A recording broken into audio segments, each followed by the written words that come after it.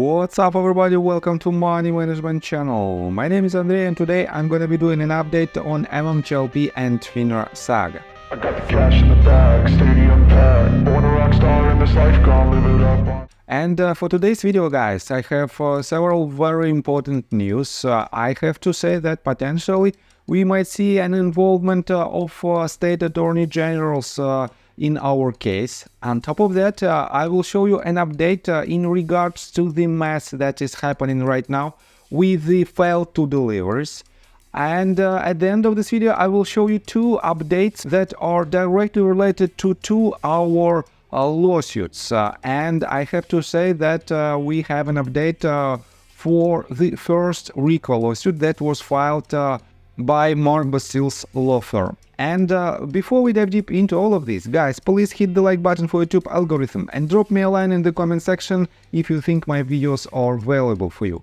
And let's start with this tweet that was published by Busy Brands, and as you can see, he wrote it just yesterday. A state attorney general's office that I've been trying to reach out to for months finally called me this morning. Very positive call.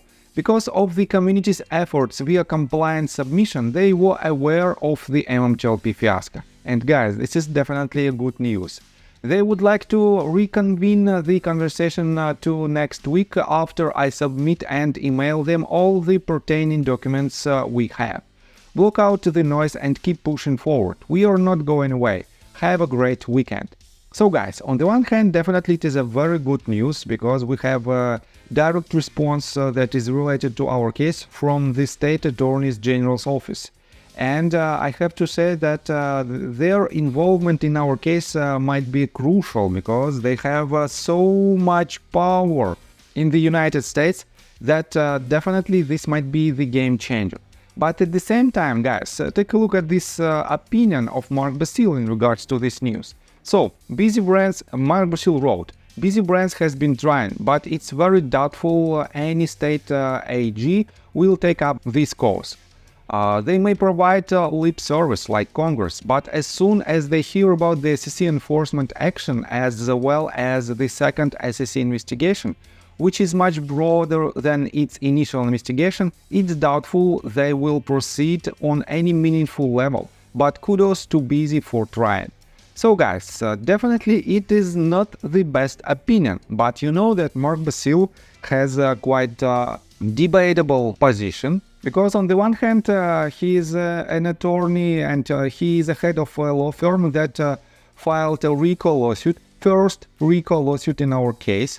And by the way, within just a couple of minutes I will show you the update that is related to this case. But on the other hand, we can see that Mark's opinion that the only path to the resolution for MMTLP community is the litigation path is not so popular among the MMTLP community itself. And one of the persons who disagree with this opinion was Busy Brands. And for now, guys, definitely they have some kind of confrontation between each other. And that is why, guys, Busy Brands doesn't like the opinion of Mark Basile, and at the same time, Mark Basile doesn't like the actions that Busy Brands has been trying to perform.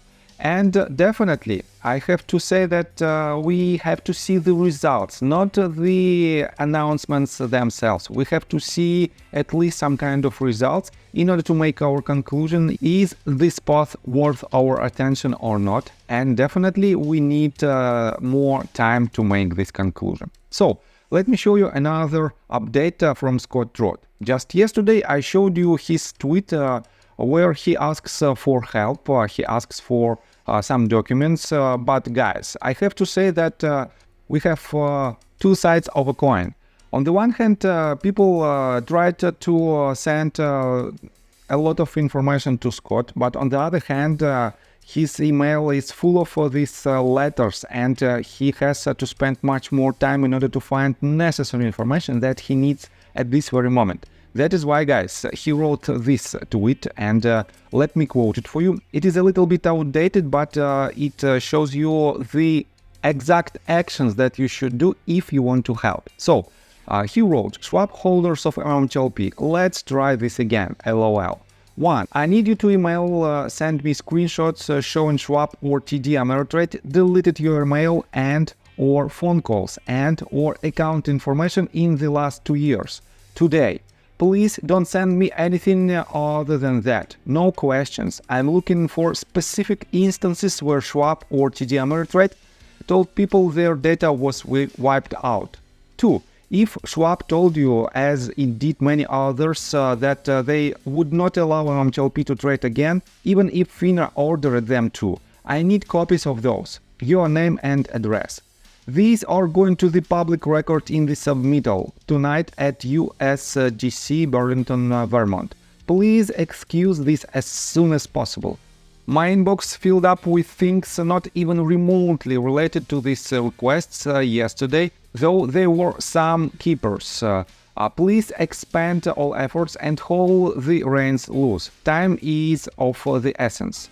And guys, this is why you have to be extremely thorough in these emails, and if you have this information, send this information only, without any add-ons, without any additional information, because it literally saves Scott time, and it literally can help him to achieve bigger results in a shorter period of time. So let me show you another quite interesting update that Scott reposted the tweet from Christian Shaughnessy, and Christian Shaughnessy wrote this: "This isn't going to end well. 25 billion in FTDs a week on average. This brings the aggregated 2024 daily US Treasury settlement failure total to $4.6 trillion as of September 19, 2024, with a weekly FTD average of $25.6 billion.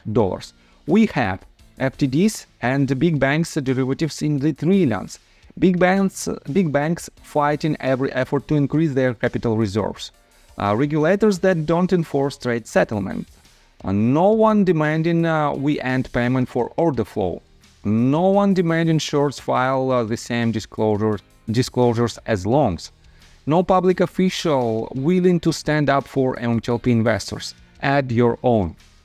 And she refers to the tweet that was published just 11 hours ago by Max Squeezy the Cow, and Max Squeezy the Cow published this information, official information of the failures to deliver at the DTCC in the last 6 months. And guys, these numbers are huge, and something needs to be done, because this will not end up well.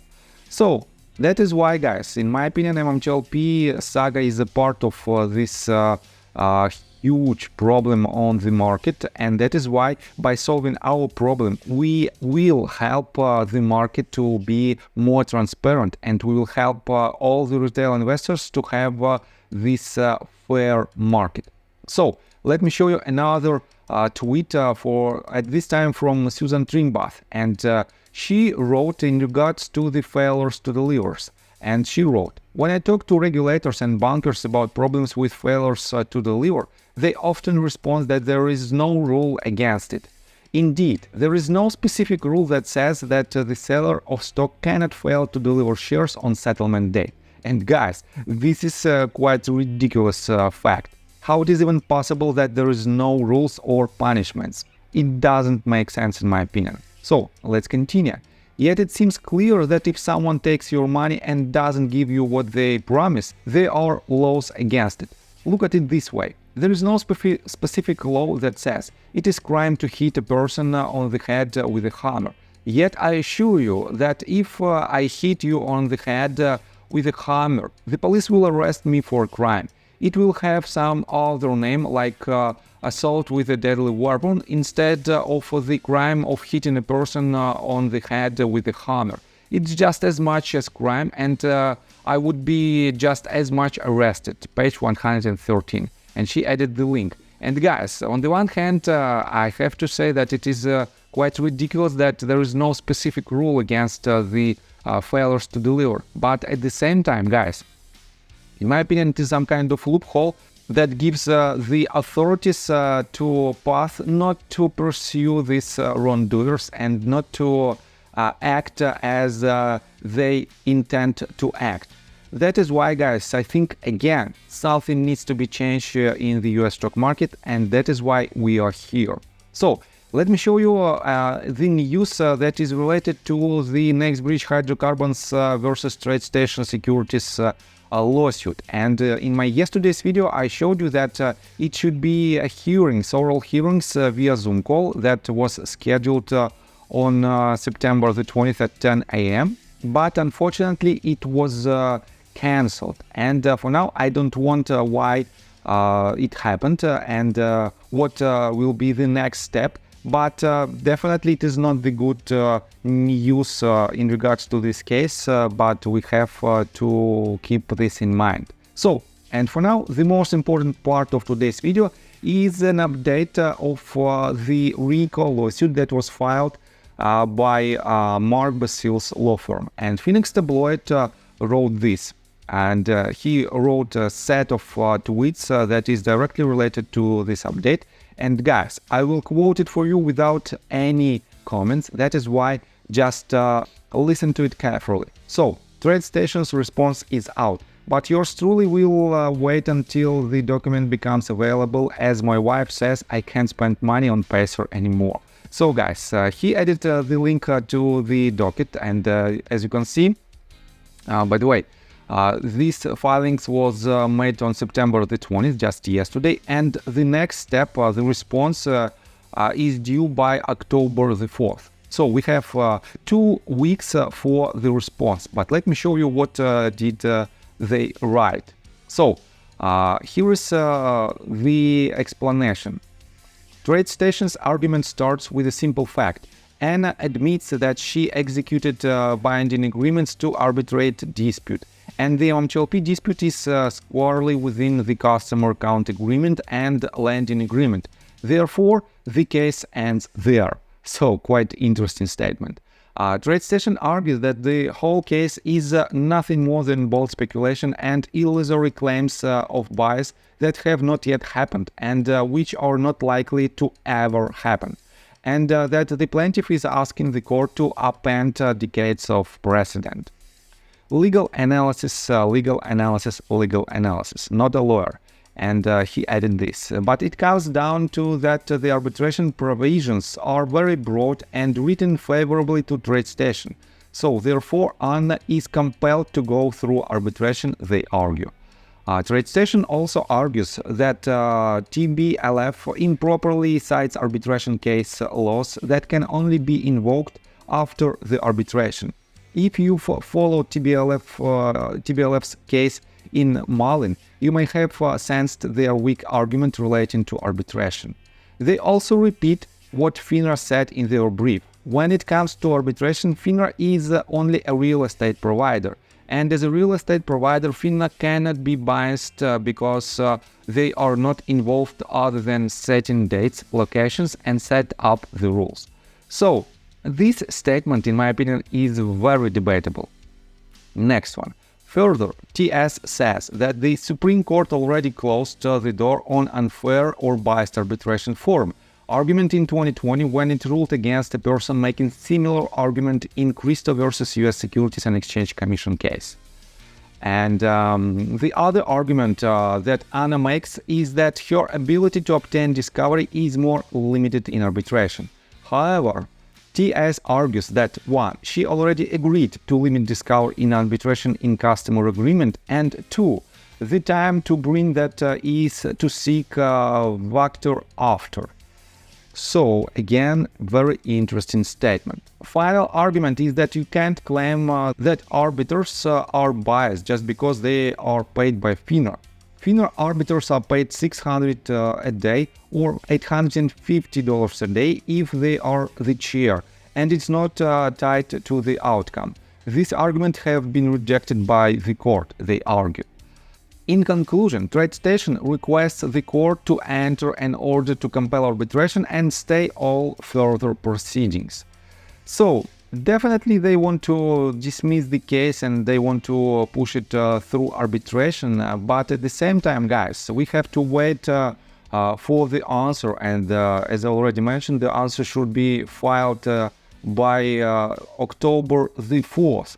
And definitely Mark Basil and his firm will answer properly, in my opinion, because on the one hand, you might be agree with their statements, with the trade station statements, but on the other hand, guys, we cannot push the legal case from court to arbitration, because it is a RICO case, and RICO cases cannot be pushed to arbitration because it has extremely severe conditions.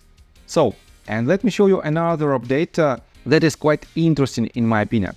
Roman Soups also 6 hours ago wrote this tweet in regards to the update that I just read to you. But Rico Salot wrote this, not too interesting except the footnote and the corresponding exhibit calling George unreliable and attaching the SEC order. And he added this screenshot, and on the footnote under the number 2, you can read the entire text that is directly related to George Polycros, and that the main case cannot rely on his opinion, because he was charged in another case by SEC, and Metamaterials, where he was a CEO, also paid a fine of $1 million because of the alleged pump and dump scheme. So guys, I think this update is not the best one in my opinion, but we still have to work hard in order to make a proper answer, and definitely the most important person in this case is Mark Basil and his law firm, despite the fact that you might don't like him. But he has a fiduciary duty, and the plaintiff, let me remind you that the plaintiff in this case is Anna Trades, one of the most respectable person in our community. That is why, guys, wait for October the 4th, wait for the answer, and we will see what will happen next. And guys, let me tell you my personal story. I have a wife and 2 children aged 11 and 15, as well as a small dog. After 30 years of living in Russia near the Baikal Lake, we decided to move. Now we reside in Serbia. Although I don't own any MMTLP shares, I invest a lot of time creating daily MMTLP videos. I have been doing this every day without days off and holidays for more than 1.5 years. Now I wish to buy back this time from my family, from my children. We've agreed that I will ask the MMTLP community to support me, and I will give all the money to the children. Therefore, if you believe that I am providing useful content for you and wish to support me, you can join my Patreon account. For $5 a month, I will add your name to my list of supporters if you wish. Thank you in advance. The link you can find in the description below. So, I think that's all information that I want to provide you. If you like my video, please hit the like button and subscribe to my channel, and see you guys and girls next time. Bye! I got the cash in the bag, stadium packed. Born a rock star in this life, gone live it up on the attack. Baby, I'm bad.